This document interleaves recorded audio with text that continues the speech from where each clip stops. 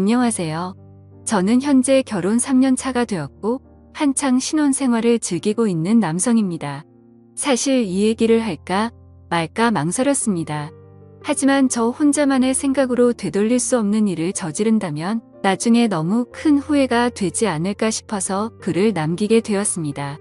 이야기를 시작하기 앞서서 제 고민을 말씀드리면 저는 제 아내를 옆에 두고 있지만 계속해서 장모님이 생각나서 미칠 것 같습니다. 제 이야기를 읽어봐 주시고 어떻게 하는 게 현명할지 좋은 말씀 부탁드립니다. 저는 원래 가진 것 없는 흙수저 출신입니다. 그래서 돈에 관심이 굉장히 많았고 사업에 큰 뜻이 있었죠. 어릴 때는 공부도 썩 잘하지 못했고 할 줄 아는 거라고는 운동밖에 없었습니다.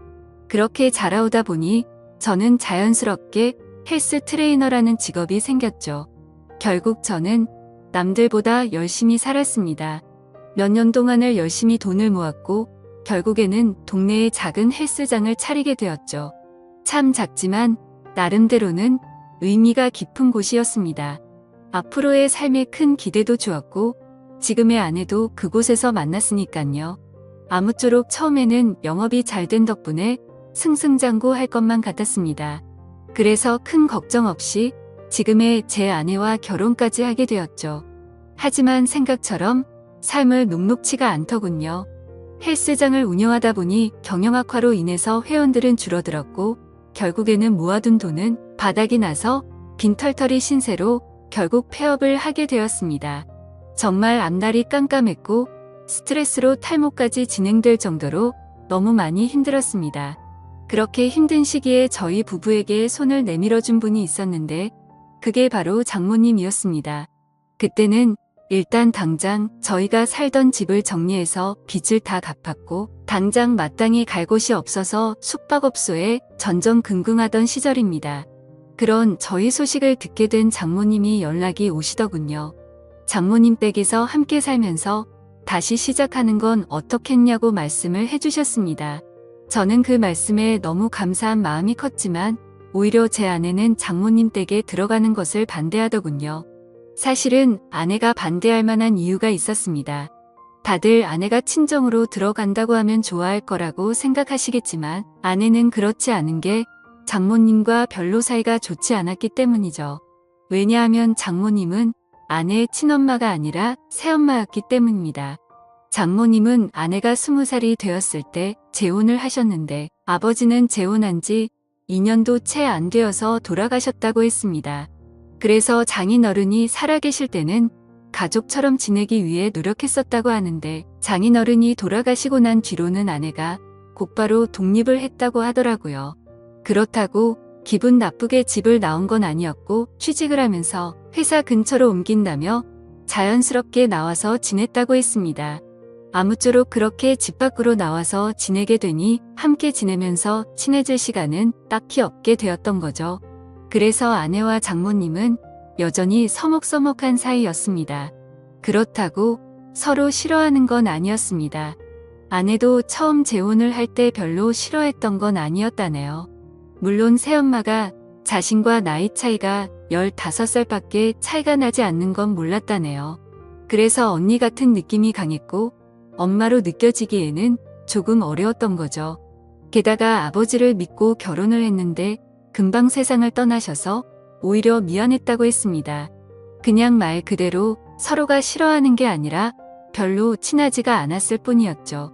하지만 장모님은 제 아내를 많이 위해주는 착한 심성이셨던 것 같습니다.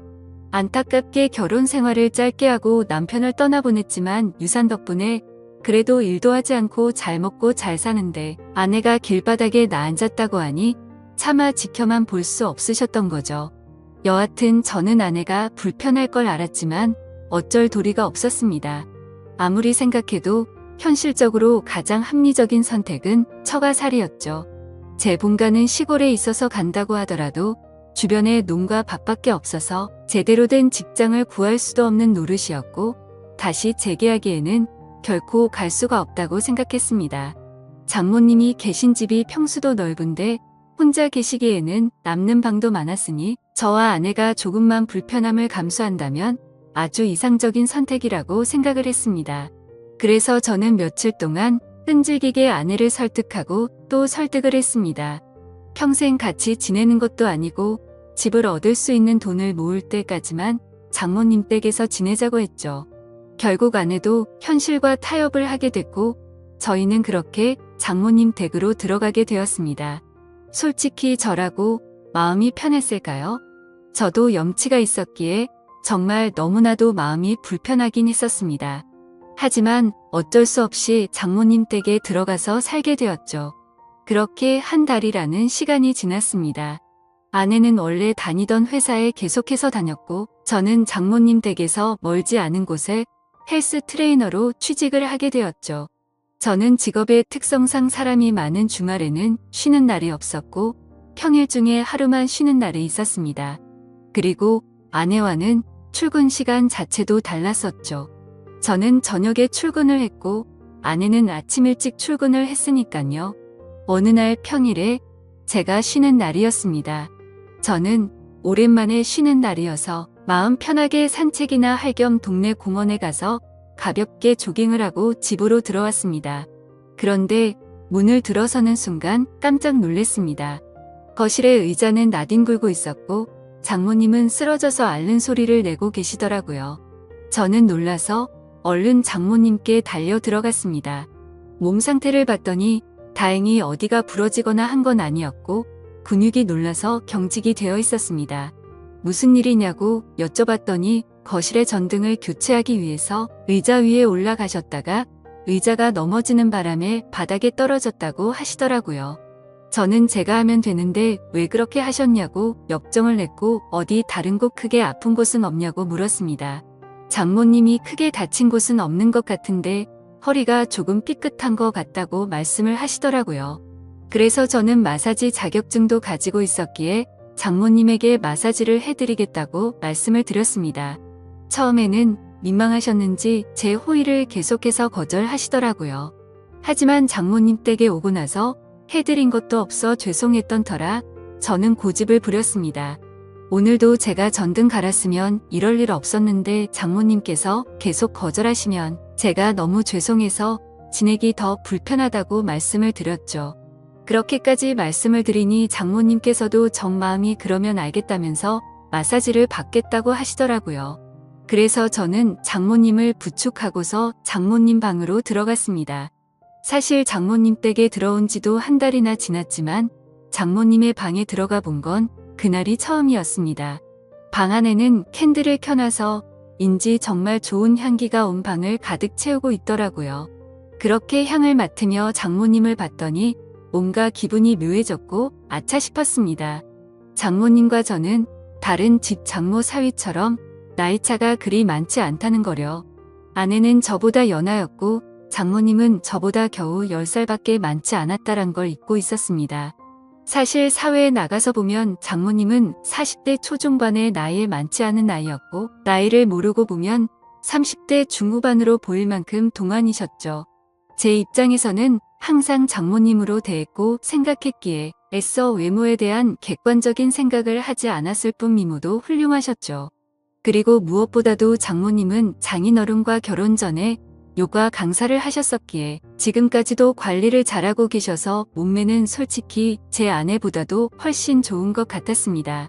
아무튼 저는 엎드려 있는 장모님을 보니까 순간 수많은 생각들이 스쳐 지나갔지만 정신을 차리고 마사지를 해드리기 시작했습니다. 한참 마사지를 해드리다 보니 아무 말 없이 조용히 계시던 장모님은 마사지를 왜 돈 주고 받는지 알겠다고 처음으로 말씀을 하시더군요. 그리고는 저에게 여기저기 아픈 곳을 알려주셨고 저는 허리뿐만이 아니라 평소에 불편하시다고 한 곳을 전체적으로 마사지를 해주었습니다. 오랜 시간 동안 마사지를 해드리면서 조용히 마사지만 했던 건 아니었고 자연스럽게 장모님과 저는 많은 이야기를 나누게 되었습니다. 사실 그동안 저는 염치 없이 처가살이를 하는 입장이라 장모님께 함부로 말도 붙이지 못했고 약간은 내성적인 성격이신 장모님도 제게 그다지 말을 먼저 붙이지는 않으셨었죠. 그런데 마사지를 받으면서 한마디씩 하다 보니 점점 편해지셨는지 장모님은 평소에 볼 수 없었던 수다스러운 모습들도 보이셨고 소리내어 웃으시기까지 하더라고요. 저도 뭔가 장모님과 한층 더 가까워진 것 같아서 기분이 좋았고 오랜만에 즐겁게 수다를 떨다 보니 시간 가는 줄 모르고 계속 마사지를 해드렸습니다.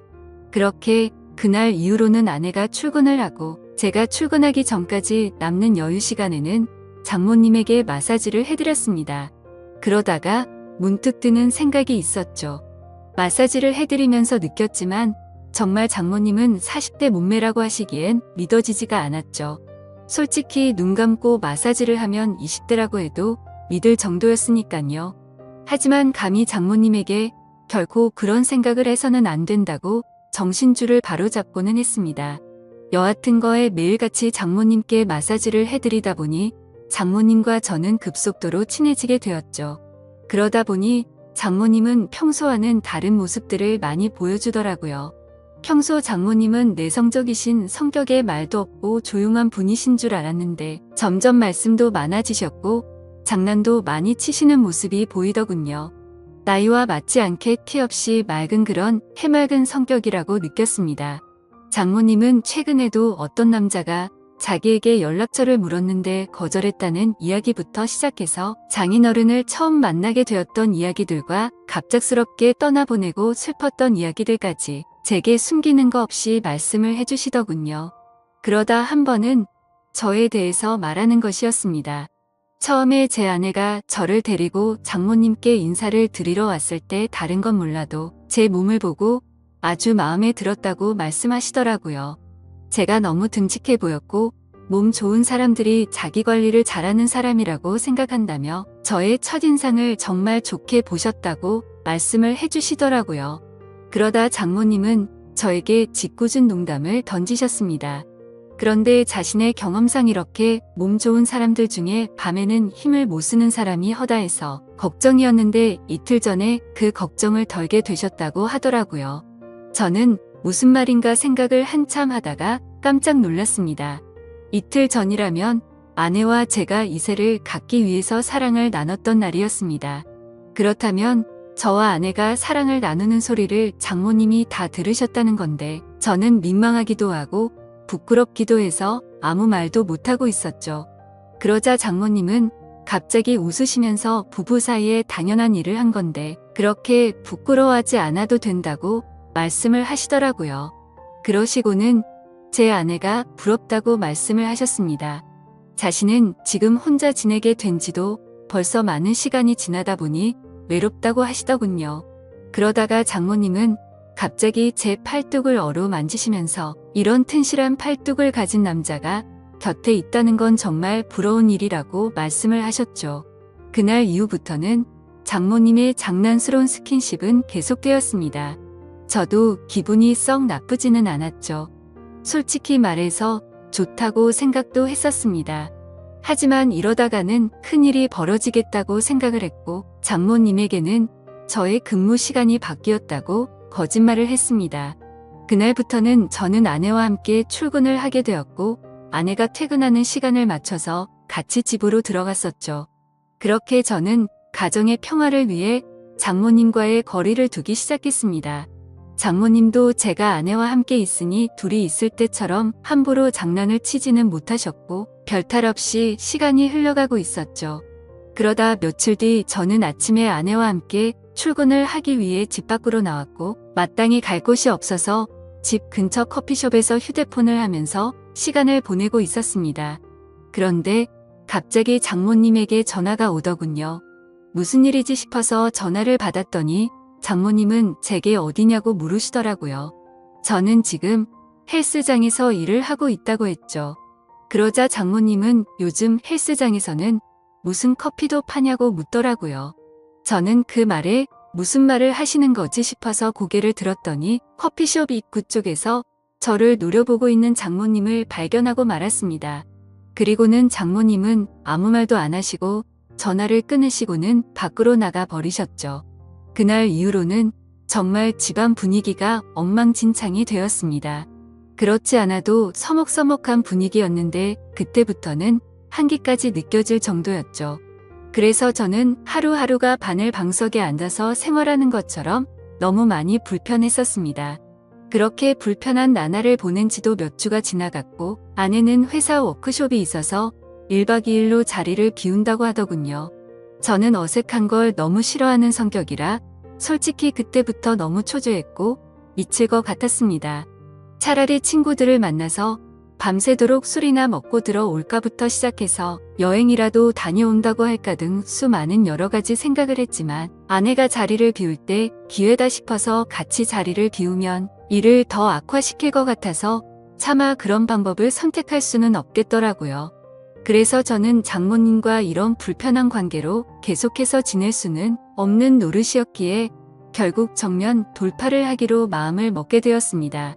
저는 아내가 워크숍을 간 날 삼겹살과 소주 등 장모님께서 좋아할 만한 것들을 잔뜩 사들고서 집으로 들어갔습니다. 장모님의 방문을 노크하면서 장모님께 그동안 죄송했다며 함께 먹자고 말씀을 드렸죠. 하지만 제게 많이 화가 나신 장모님은 대꾸도 하지 않으시더라고요. 그래서 저는 간곡히 계속해서 부탁을 드렸고 결국에는 장모님은 제 성화에 모시겨 식탁에 앉으셨습니다. 저는 열심히 고기를 구워서 쌈도 싸드렸고 장모님의 잔이 비지 않도록 소주도 계속 채우면서 허심탄회하게 이야기를 시작했습니다. 장모님께서는 장난이라고 제 몸을 계속 만지시는데 솔직히 저한테는 정말 부담스러운 일이었다고 했죠. 그러자 장모님은 그게 그렇게 싫어서 거짓말까지 하고 그랬냐고 그냥 싫으면 싫다고 하지 그랬으면 굳이 안 했을 텐데 왜 이상한 사람을 만드냐고 화를 내셨습니다. 저는 또 화가 나신 장모님을 보면서 당황한 나머지 사실 싫어서 그랬던 건 아니었다고 했죠. 그런데 그 말을 하자마자 아차 싶었습니다. 장모님은 곧바로 싫은 게 아니면 뭐냐고 물으셨습니다. 이런 말씀 드리기 그렇지만 사실 장모님께서 저를 만지실 때마다 좀 느낌이 이상했다고 했죠. 장모님은 그때부터 뭔가 표정이 달라지시더니 무슨 느낌이 이상하냐고 했습니다. 그래서 저도 술도 취했겠다. 그동안 억울했던 마음도 있었던 터라 생각 없이 말을 내뱉기 시작했습니다. 장모님처럼 젊으시고 예쁘신 분이 저를 만지시니까 당연히 이상한 생각이 들고 그랬다고 저도 남자인데 아무렇지 않은 게 이상하지 않겠냐고 필터를 거치지 않고 마구 말을 했죠. 그 말을 하는 순간 분위기는 순식간에 얼어붙어 버렸고 그 대화를 마지막으로 장모님과 저는 그냥 연신 술만 마시기 시작했습니다. 그래서 저는 분위기를 만회하고자 장모님에게 시덥지 않은 농담을 던지기 시작했지만 분위기는 쉽사리 나아지지 않더라고요. 그렇게 술만 연신 들이붓다 보니 저도 모르게 정신이 왔다 갔다 할 만큼 술이 올라오기 시작했습니다. 근데 갑자기 장모님은 실수로 옷에 음료수를 쏟게 되셨고 옷을 갈아입고 오신다고 하더니 방으로 들어가셨습니다. 그래서 저는 혼자서 술을 계속 마시고 있었죠. 그렇게 몇 분이 지나서는 장모님 방의 문이 열려서 고개를 들었는데 저는 깜짝 놀라서 들고 있던 술잔을 놓쳐버릴 뻔했습니다. 장모님은 차마 입에 담지 못할 그런 복장으로 갈아입으시고는 저에게 다가와서 조용히 말했습니다. 나 지금 많이 취해서 기억이 하나도 안 날 것 같아. 너도 그렇지 않냐며 제게 묻더라고요. 저도 술에 취한 나머지 그렇다고 고개를 끄덕였습니다. 그랬더니 장모님은 갑자기 제게 다가오셔서는 우리 오늘은 기억에서 지우자 하고는 저를 끌어안았습니다. 장모님과 저는 그렇게 술에 취해서인지 무언가에 홀렸던 건지 결코 돌이킬 수 없는 실수를 저지르고 말았던 겁니다. 다음날 아침 숙취로 인해 두통을 겪으면서 일어났는데 순간 어제 있었던 일이 생각나면서 너무 두려웠죠. 저는 장모님이 깰까봐 조용히 밖으로 나와서 평상시처럼 식탁을 치우고 샤워를 했습니다. 제가 샤워를 하던 중에 장모님도 일어나셨는지 평상시와 다름없이 제가 먹을 아침을 차려주셨습니다. 그날부터 저와 장모님은 더 어색한 사이가 되었습니다. 마주칠까봐 서로가 서로를 피하는 듯한 느낌이었죠. 그렇게 며칠이 지나게 되었고 장모님은 따로 아내를 부르더니 통장을 하나 건네주었습니다. 좋은 집은 아니어도 오피스텔 보증금 정도는 될 것 같다면서 줬다고 하더군요. 그렇게 그날 이후로 저와 아내는 장모님 댁에서 나오게 되었고 새로운 오피스텔을 얻어서 지내고 있습니다. 그로부터 벌써 한 달이라는 시간이 지났습니다. 정말 그날 일은 잊으려고 무던히도 애써봤고 사실 금방 잊혀질 거라고 생각했습니다.